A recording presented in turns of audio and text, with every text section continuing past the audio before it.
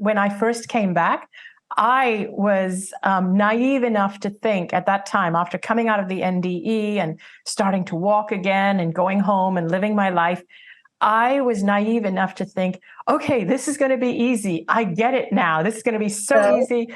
No. Oh my gosh, no. I thought, I'm going to live in joy. I'm going to tell everybody it's so easy. This is all you have to do. This is how you cure cancer. I really thought that. And the amount of pushback I got, the amount that people defend, that they defend hell, they defend pain, they defend suffering, they defend the reasons why you have to have, like, you cannot be in joy, you have to feel the guilt, you have to be the martyr. And I was delusional because of what I now felt and knew to be true, at least knew to be my truth.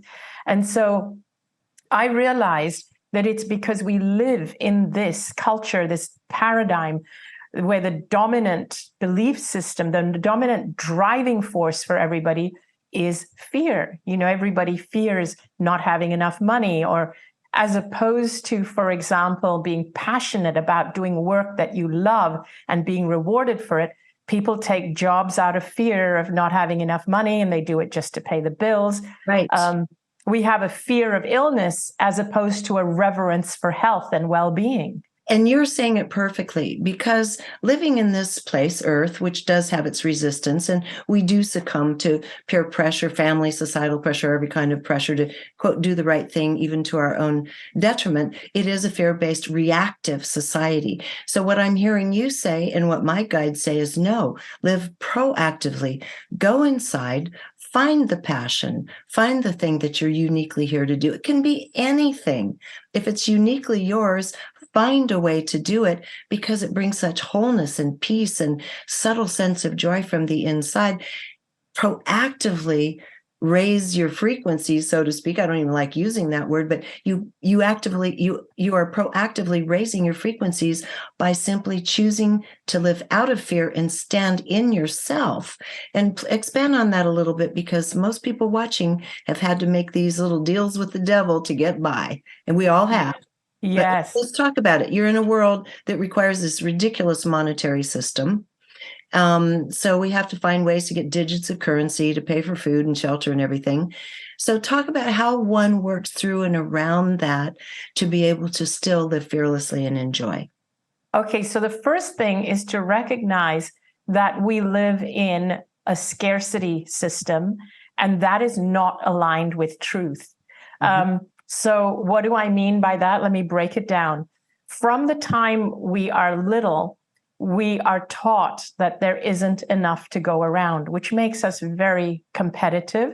So from the time we go to school, there's a scarce, we're told you have to work hard to get ahead. There's not enough places in the universities. And so there's scarcity, even in terms of the one who gets ahead in terms of the tests and the exams and to get ahead. In money, you believe, we are all told there's scarcity. There's not enough money to go around. There's not enough food to go around. There's not enough health and well-being to go around. So everything comes from a place of lack and scarcity. Whereas if you changed your values around, life would actually feel very different, look very different, and you would realize that this whole scarcity thing is a myth.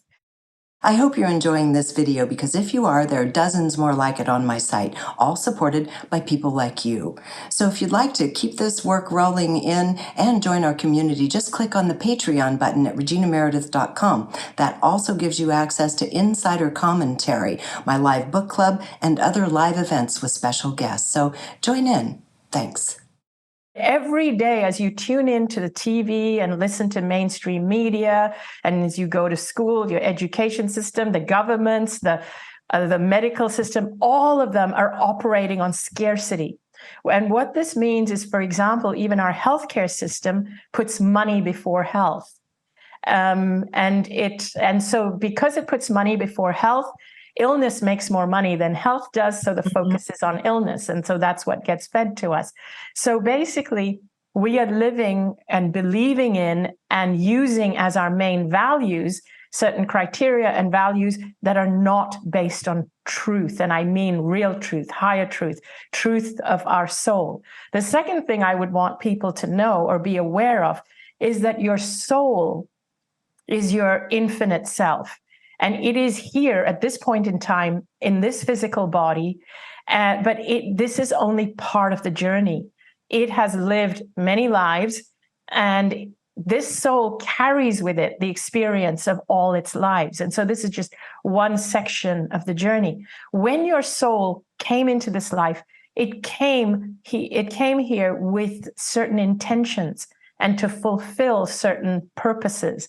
So I explain destiny versus free will this way.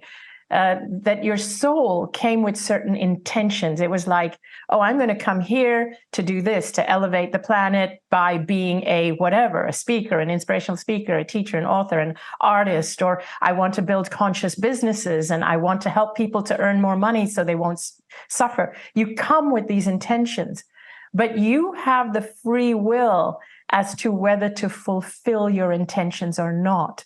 And when you come here, it's very easy to lose your way and fall into the dominant paradigm, the dominant belief system of scarcity.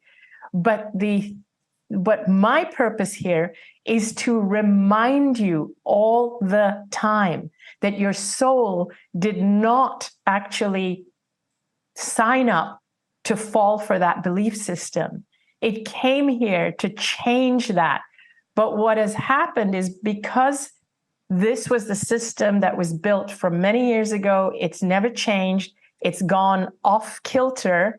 We come here to try and shift it, but we always have the choice. Do we fall into it and become part of it? Or can we still stay with our values and actually shift it? And it requires a change in your values. It requires you to put different things at the forefront. So for most people, money is their greatest value. Like they base their decisions on how much money it will bring them. They define success with money. How much money does that person have? How many assets? How much real estate? And that defines success. We have to define success differently. To me, success is having boundless energy and being able to actually uplift people. For me, my greatest value, my greatest passion is to actually expand my own energy and be in as much joy as possible, follow my own dreams, follow my own heart, and inspire other people to do that. And that's how I measure my success. What happens is when I start to do that and when I understand what my purpose is, the money to support that then comes because my soul is connected and knows how to draw in what it needs to make that happen. So it doesn't feel like I'm working at something I don't want to do just to pay the bills. No, I've come here to uplift the planet, and I'm going to leave it to my soul, my guides, and everything else to help me figure out how to do that. And I think what we often fail to understand that our soul is, can't even guess, millions of times more clever than this little conscious pea brain we have going on here. And it finds the most unique and amazing ways to allow us to move into our purpose once we understand what it is. And we see that we can feel that welling up of joy inside us because we've discovered that. It'll find a way to support us and help that happen. If you enjoyed this video, be sure to subscribe to my YouTube channel. And you might also want to consider joining Patreon, which allows me to keep all of this content free and available to everyone. And if you're looking for like-minded souls, you might also enjoy my online community called Our Neighborhood. Links to join are in the description.